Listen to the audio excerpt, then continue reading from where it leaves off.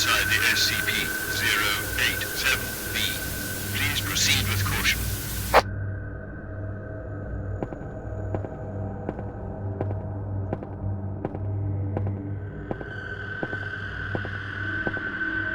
Hello everyone, welcome back. Today I will be reading about some SCPs, which are known as Secure Contained Products. Before we get into it, the SCP readings will be linked in the description below along with my Tik Tok. And if you like videos like these, make sure you like, comment, and subscribe. That being said, sit back, relax, and enjoy the video.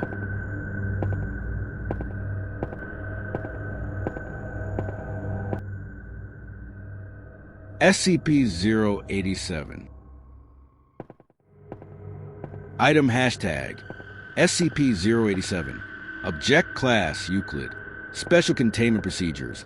SCP-087 is located on the campus of Redacted. The doorway leading to SCP-087 is constructed of reinforced steel with an electro-release lock mechanism. It has been disguised to resemble a janitorial closet consistent with the design of the building. The lock mechanism on the doorknob will not release unless volts are applied in conjunction with counterclockwise rotation of the key. The inside of the door is lined with 6 centimeters of industrial foam padding. Due to the results of the final expiration, see document 087-4, no personnel are permitted access to SCP-087. Description: SCP-087 is an unlit platform staircase. Stairs descend on a 38-degree angle for 13 steps before reaching a semicircular platform of approximately 3 meters in diameter. Descent direction rotates 180 degrees at each platform. The design of SCP-087 limits subjects to a visual range of approximately 1.5 flights. A light source is required for any subject exploring SCP-087, as there are no lighting fixtures or windows present. Lighting sources brighter than 75 watts have shown to be ineffective, as SCP-087 seems to absorb excess light. Subjects report and audio recordings confirm the distressed vocalizations from what is presumed to be a child between the ages of Anne. The source of the distress calls is estimated to be located approximately 200 meters below the initial platform. However, any attempts to descend the staircase have failed to bring subjects closer to the source. The depth of descent calculated from expiration 4, the longest expiration, is shown to be far beyond both the possible structure of both the building and geological surroundings. At this time, it is unknown if SCP-087 has an endpoint. SCP-087 has undergone 4 video recorded explorations by Class D personnel. Each subject conducting an exploration has encountered SCP-087-1, which appears as a face with no visible pupils, nostrils, or mouth. The nature of SCP-087-1 is entirely unclear, but it has been determined that it is not the source of the pleading. Subjects exhibit feelings of intense paranoia and fear when faced with SCP-087-1, but it is undetermined whether said feelings are abnormal or simply natural reactions. Addendum: over a period of 2 weeks following Exploration 4, several members of the staff and students from the Redacted campus reported knocking at a variable rate of 1 to 2 seconds per knock coming from the interior of SCP-087. The door leading to SCP-087 has been fitted with 6 centimeter thick industrial padding. All reports of knocking have ceased. Authorized personnel may refer to documents 087, I through 087-4 for transcripts of explorations I-4. Document hashtag 087, I, Exploration I, D. 8432 is a 43-year-old Caucasian male of average build and appearance and unremarkable psychological background. Class D designation is a result of demotion due to mishandling SCP. D. 8432 is equipped with 75-watt flood lamp with battery power capable of lasting 24 hours, a handheld camcorder fitted with a transmission stream, and an audio headset for communication with Dr. Acontrol. D. 8432 steps through doorway onto the initial platform. Despite the wattage, the flood lamp only illuminates the first 9 steps. The second platform is not visible. D-8432, it's fucking dark. Doctor, is your flood lamp functioning properly? D-8432 shines the light out the door and into the academic building's hallway. The light reaches significantly further. D. 8432. Yeah, it's working. It just won't light these stairs all the way down. Doctor, thank you. Please continue. D. 8432 descends for 13 steps before reaching the second platform. The platform is in the shape of a semicircle with an apparently concrete surface and walls. There are no distinct markings, aside from nondescript patches of dust, dirt, or were consistent with that which is found in a typical concrete stairwell. D. 8432 rotates 180 degrees to begin descent down the second flight, then pauses. Doctor, reason for stopping? D. 8432, you hear that? There's a fucking kid down there. Sounds like one. None of the described audio is feeding through the camera or mic at this time. Doctor, could you please describe the sound? D. 8432. It's young. Either female or a very young boy. It's crying and sobbing and saying, pause, please pause, help pause, please pause. Yeah, it keeps repeating that and crying. Doctor, can you estimate its distance from your current location? D. 8432. I don't know. Maybe 200 meters down? Doctor, please continue down the next flight. The subject ascends another 13 steps. As he reaches the landing, audio of the child is described as picked up. The child alternates between sobbing, wailing, and the words, please, help, and down here. The level of audio is consistent with D 8432's reported of being approximately 200 meters below. Doctor, can you still hear the crying? D. 8432. Yeah. Doctor, we're picking it up as well. Please continue down. Stop if you notice any changes in the audio or environment. The subject ascends another 3 flights of stairs before stopping. D. 8432. Keep going. Doctor, please. D. 8432 continues another 17 flights, total of 22 flights, before stopping. There are no visual changes in the environment, and each flight is in a consistent 13 steps. D. 8432. I'm not getting any fucking closer to the kid. Stereo audio confirms that the crying noise has not increased in volume and remains approximately 200 meters below the subject. Doctor, noted. Please continue. The subject continues another 28 flights before stopping. 50 flights total. D. 8432 is standing on the 51st landing, counting the initial ground level landing. D. 8432 is estimated to be 200 meters below the initial platform. 34 minutes have elapsed. The volume of the crying has not increased. D. 8432. I feel a little uneasy. Doctor, you spent a long time in a dark, unknown stairwell. It's natural. Please continue. The subject hesitates before stepping down on the next stair. As the subject moves forward, the flood lamp illuminates a face located approximately at the bottom of the flight, SCP 087-1. It appears to be the same size and shape as a human head, except it is lacking a mouth, nostrils, and pupils. The face is completely motionless, but is making direct eye contact, indicating its awareness of D. 8432. D. 8432. Yelling fuck? What the fuck is that? Shit. Holy fucking shit. What the fuck? Doctor, can you please describe what you see? D. 8432. It's some sort of fucking person face thing. And it's fucking looking right at me. Fuck. It's looking right at me. Doctor, is it moving? D. 8432. Pause. Heavy breathing. No. It's just staring at me. Fuck, it's creepy. Doctor, please approach and further illuminate the entity. D. 8432. Fuck. I don't want to fucking.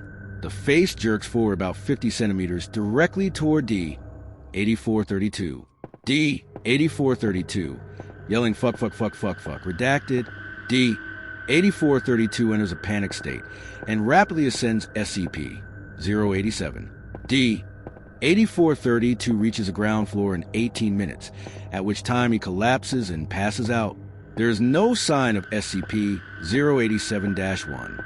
Review of the footage indicates an equal number of flights and steps ascending as descending. Audio of the crying and pleading remains at the same volume until the last flight, at which point it ceases.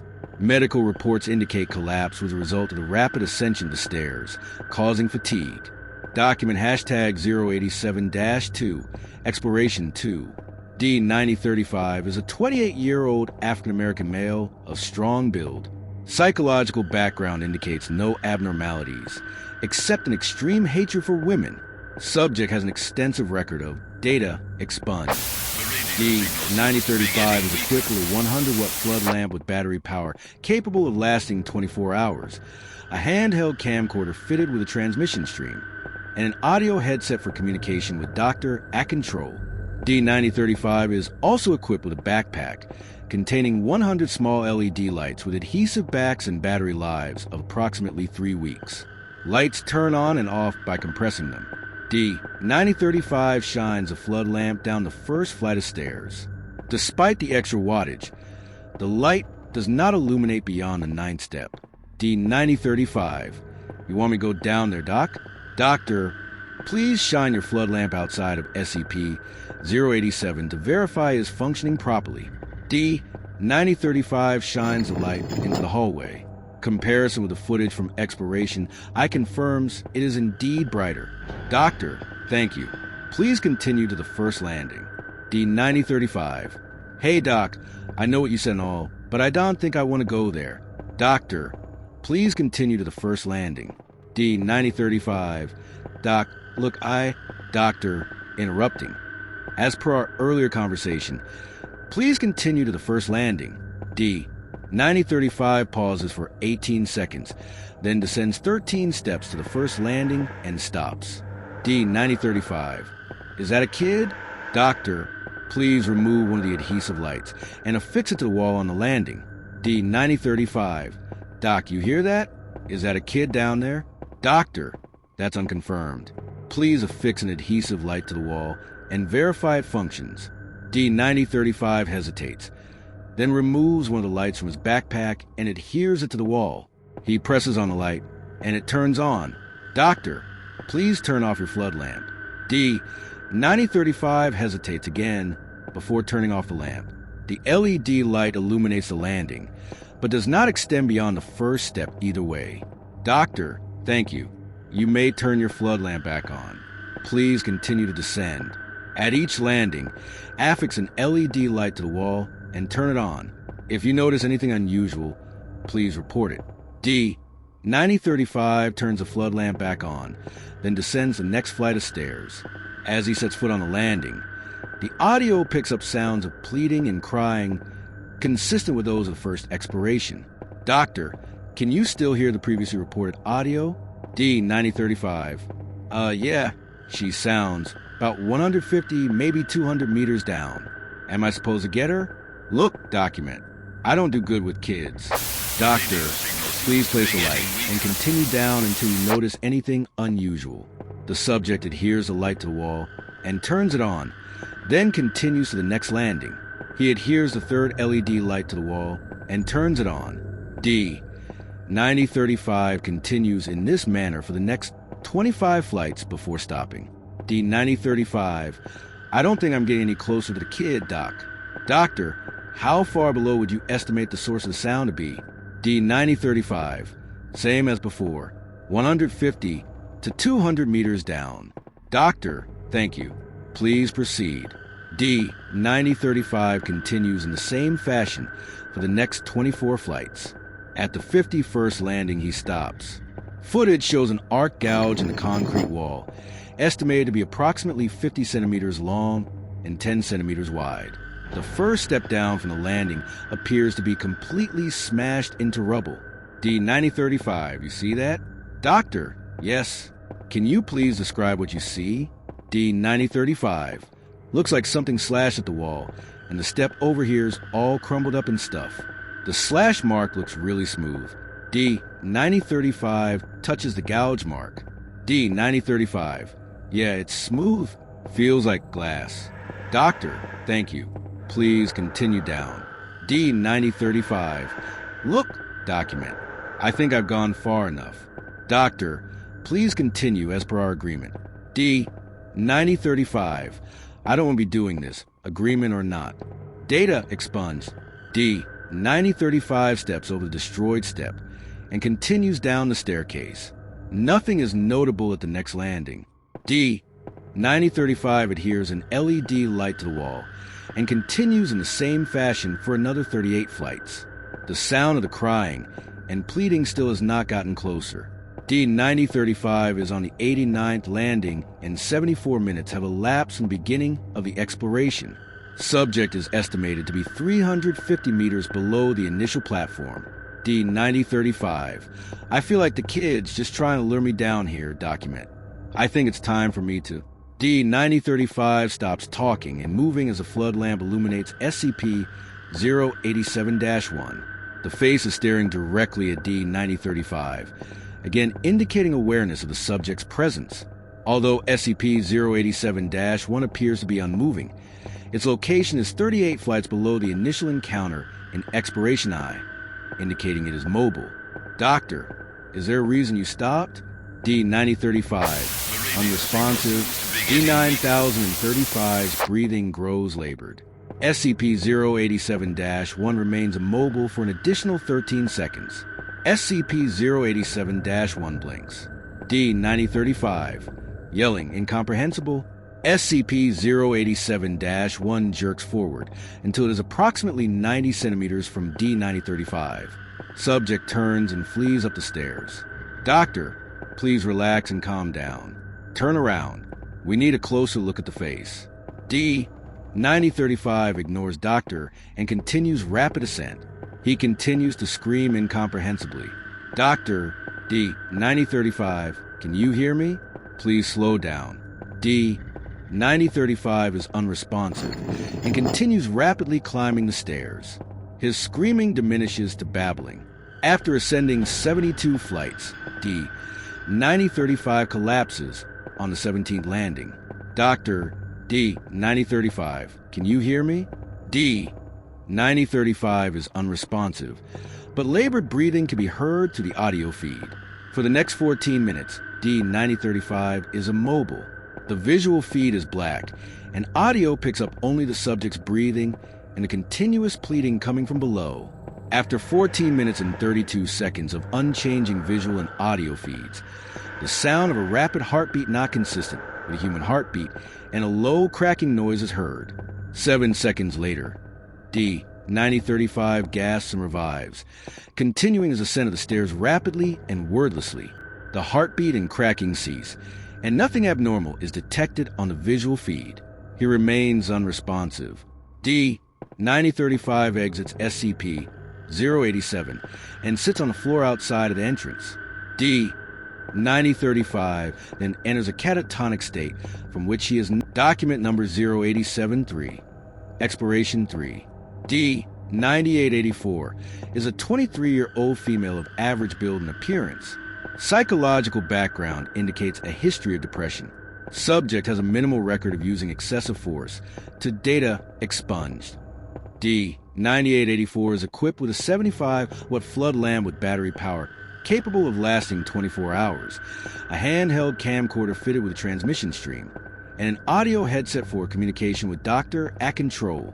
D-9884 is also equipped with a backpack containing 3.75 liters of water, 15 nutrient bars, and 1 thermal blanket. D-9884 stands on the ground level landing of SCP-087. The flood lamp illuminates only the first 9 steps. LED lights placed on the wall during the last exploration are not visible. Doctor, please descend first flight and examine the landing wall. D-9884 descends 13 steps and stops at the landing. There is no trace of the LED light at the location footage from Exploration 2 indicates it was placed. D-9884, it's just a dirty concrete wall. There's like nothing on it. No, wait, it's a little bit sticky right here. D-9884 indicates the spot on the wall the LED light should have been located. D-9884, there's a child crying down there. She's begging for help and crying. Doctor, thank you. Please continue down the steps until you notice anything unusual. D-9884 descends. Upon reaching the next landing, audio of the crying child consistent with the prior 2 explorations is picked up. No LED lights appear to be present on any of the landing walls. D-9884 continues with no incident until she reaches the 17th landing. D-9884, there's something on the ground here and it smells really bad. It's all sticky and stuck on my shoe. Ugh, it's so gross. Video feed confirms presence of substance occupying a space approximately 50 centimeters in diameter. Doctor, can you describe the scent? D-9884. It kind of smells like old rusty metal and pee. Doctor, thank you. Please continue until you notice anything else. D-9884 continues to the 51st landing without incident. The 51st landing remains unchanged from the previous expedition, and similar observations are made. D-9884 is asked again to descend until anything unusual is noticed. Subject continues her descent until the 89th landing is reached. The video feed jerks and the subject yells. D-9884. Ah, fuck. There's a hole in the ground, and I almost fell in. Video feed confirms the presence of a hole approximately 1 meter in diameter. The subject shines a floodlight down, revealing only blackness. Approximately 4 seconds pass, and a light of an indeterminate distance down the hole flicks on for approximately 2 seconds and then back off. D-9884, there's a light down there. It's gone now, but it was on for like a second. Did you see it? Doctor, yes. Can you estimate the depth of this hole? D-9884. No way. It's too deep. At least a kilometer. Like, way more than a kilometer. Doctor, thank you. Can you still hear the sound of the child? D-9884. Uh-huh. She still sounds far away. I don't feel like I'm getting any closer. It's like for every step I take, she takes one down. Doctor, please continue down until you encounter anything unusual. D-9884 continues to descend SCP-087 for approximately an hour, covering an additional 164 flights. She stops to rest on the 253rd landing, consuming 1 nutrient bar and several gulps of water. D-9884 is an estimated 1.1 kilometers below the initial landing, yet the sound of the child has not changed in volume. After pausing for 4 minutes, D-9884 resumes her descent, making no stops for another 216 flights, 1.5 hours later. D-9884 is on the 469th landing, an approximate 1.8 kilometers below the ground level. D-9884, I'm not getting anywhere. I think it's time I went back. I mean, going down is one thing, but this is a long climb back. Doctor, you've been provided with food, water, and blankets to last you 24 hours. Please continue down. D-9884. No, I think I'm going to go back up. D-9884 turns toward the previous flight of stairs. D-9884. Aye! Screams. SCP-087-1. The face is directly behind D-9884, blocking her ascent. The face appears approximately 30 centimeters from the lens of the camera. Its eyes are fixed directly on the lens, this time looking not at the subject, but the person viewing the video feed. The video feed glitches and freezes for 4 seconds, accompanied by a static-like screeching noise from the audio feed. It then cuts to bumpy visuals of D-9884, descending the stairs rapidly. D-9884, panicked and hysterical, it's been following me. This whole time it's been right behind me. Oh God, it's right behind me. It was looking right at me. Doctor, please do something, please help me. Oh God. No, please get away. Please, no, please. I knew it was following me. Help make it leave, please. No, it was looking at me. It was staring at me. It knew I was here. It's been watching me this whole time. Oh God, please help me. No, please. This continues in a similar fashion until the end. D-9884 continues to scream and plead hysterically as she rapidly descends the staircase. The previously heard static-like screeching seems to overlay the audio feed, beneath which can still be heard the original sound of the crying child. Approximately 14 flights down, the video feed swings to show the area directly behind D-9884. The face is now approximately 20 centimeters from a camera lens. It is not staring at the subject. Rather, it is fixated on a camera lens, giving the illusion it is making eye contact with those viewing the footage. It is important to note that since the sighting of SCP-087-1, the sound of the girl crying and pleading has been increasing in volume, indicating D-9884 is nearing the source. After an approximate 150 panic flights of descent with 3 visual confirmations of SCP-087-1 still in pursuit, D-9884 trips and appears to fall unconscious. Audio feed indicates strong proximity to the source of the crying. The static and screeching noise continue. Video feed shows yet another descending flight of stairs, indicating D-9884 still has not reached the base of the stairwell. 12 seconds of motionlessness pass before the face comes in full view of the camera, eye contact being made directly with the viewer. Audio and video feeds cut out, and no connection is reestablished. SCP-096. Item hashtag SCP-096. Object Class Euclid. Special Containment Procedures. SCP-096 is to be contained in its cell, a 5mx5mx5m airtight steel cube, at all times. Weekly checks for any cracks or holes are mandatory. There are to be absolutely no video surveillance or optical tools of any kind inside SCP-096 cell. Security personnel will use pre-installed pressure sensors and laser detectors to ensure SCP-096 presence inside the cell. Any and all photos, video, or recordings of SCP-096 likeness are strictly forbidden without approval from Dr. and O5. Description: SCP-096 is a humanoid creature measuring approximately 2.38 meters in height. Subject shows very little muscle mass, with preliminary analysis of body mass suggesting mild malnutrition. Arms are grossly out of proportion with the rest of the subject's body, with an approximate length of 1.5 meters each. Skin is mostly devoid of pigmentation, with no sign of any body hair. SCP-096 jaw can open 4 times the norm of an average human.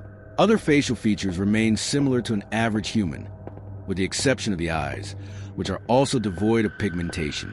It is not yet known whether SCP-096 is blind or not. It shows no signs of any higher brain function, and is not considered to be sapient. SCP-096 is normally extremely docile, with pressure sensors inside its cell indicating it spends most of the day pacing by the eastern wall. However, when someone views SCP-096's face, whether it be directly, via video recording, or even a photograph, it will enter a stage of considerable emotional distress.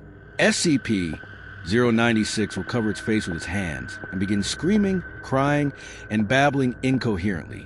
Approximately 1 to 2 minutes after first viewing, SCP-096 will begin running to the person who viewed its face, who will from this point on be referred to as SCP-096-1. Documented speeds have varied from 35 km/h to km/h, and seems to depend on distance from SCP-096-1. At this point, no known material or method can impede SCP-096 progress. The actual position of SCP-096-1 does not seem to affect SCP-096 response. It seems to have an innate sense of SCP-096-1's location.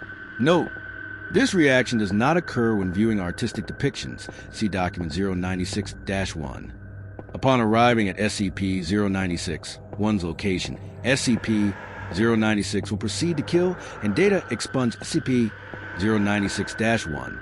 100% of cases have left no traces of SCP-096-1. SCP-096 will then sit down for several minutes before regaining its composure and becoming docile once again. It will then attempt to make its way back to its natural habitat. Data redacted due to the possibility of a mass chain reaction, including breach of Foundation secrecy and large civilian loss of life. Retrieval of subjects should be considered alpha priority. Doctor has also petitioned for immediate termination of SCP-096. See interview 096-1. Order is awaiting approval. Termination order has been approved and is to be carried out by Doctor on data redacted. See incident 096-1A. Audio log from interview 096-1. Interviewer: Doctor. Interviewed: Captain Rhett. former commander of Retrieval Team Zulu 9A. Retrieval Incident hashtag 096-1A. Begin log. Time, research area. Captain, it always sucks asked to get initial retrieval duty. You have no idea what the damn thing is capable of besides what jacked up information the field techies can scrape up, and you're lucky if they even tell you the whole story. They told us to bag and tag. Didn't tell us jack's hit about not looking at the damn thing. Doctor, could you describe the mission, please? Captain, yeah, sorry. We had 2 choppers, one with my team and one on backup with Zulu 9B and Doctor. We spotted the target about 2 clicks north of our patrol path. I'm guessing he wasn't facing our direction, else he would have taken us out then and there. Doctor, your report says SCP. 096 didn't react to the cold? It was OC. Captain, actually it was... And yes, it was but naked and didn't so much as shiver. Anyway, we landed, approached the target, and Corporal got ready to bag it. That's when Doctor called. I turned to answer it, and that's what saved me. The target must have turned, and my whole squad saw it. Doctor, that's when SCP-096 entered an agitated emotional state. Captain, yep. Interviewed now pauses for a second before continuing. Sorry. Got the willies for a second. Doctor, that's all right. Captain, yeah. Well, I never saw its face. My squad did, and they paid for up the ass. Doctor, could you describe it a little more, please? Captain, pauses. Yeah. It started screaming at us and crying. Not animal roaring, though. Sounded exactly like a person. Really fucking creepy. Pauses again. We started firing when it picked up Corporal and ripped off his leg. God. He was screaming for our help. Fucking Anyway, we were blowing chunks out of the target, round after round. Didn't do jack shit. I almost lost it when it started. Data, expunge him. Doctor, that's when you ordered the use of an... Papers are heard moving at... For ADD launcher? Captain, an anti-tank gun. Started carrying it ever since SCP got loose. I've seen those tear through tanks like tissue paper. Did the same thing to the target. Doctor, there was significant damage to SCP. 096? Captain, it didn't even fucking flinch. It kept tearing apart my squad, but with half of its torso gone. He draws a large half circle across his torso. Doctor, but it was taking damage? Captain, if it wasn't showing it. It must have lost all its organs, all its blood, but it didn't acknowledge any of it. Its bone structure wasn't hurt at all, though. It kept tearing my squad apart. Doctor, so no actual structural damage. How many rounds would you say were fired at SCP-096? Captain, at the least? 1,000. Our door gonna kept his GAU. 19 on it for at least 20 seconds. 20 fucking seconds. That's 600.50 caliber rounds pumped into the thing. Might as well been spitting at it. Doctor, this is when Zulu 9B arrived? Captain, yeah, and my squad was gone. Zulu 9B managed to get the bag over its head, and it just sat down. We got into the chopper and got it here. I don't know how I never saw its face.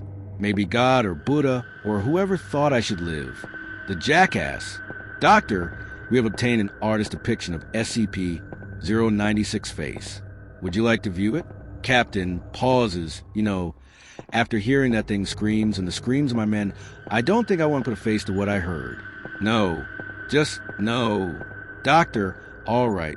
I believe we're done here. Thank you, Captain. Chairs are heard moving and footsteps leave the room. Captain Rhett is confirmed to have left interview room 22. Doctor, let this be on record that I am formally requesting SCP-096 be terminated as soon as possible. And log SCP-173.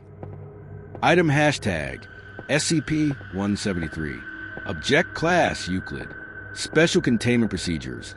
Item SCP-173 is to be kept in a locked container at all times. When personnel must enter SCP-173's container, no fewer than May 3rd enter at any time, and the door is to be relocked behind them at all times. 2 persons must maintain direct eye contact with SCP-173 until all personnel have vacated and relocked the container. Description: Moved to Site 19-1993. Origin is as of yet unknown.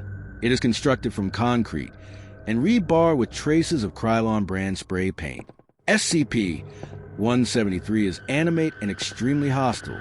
The object cannot move while within a direct line of sight.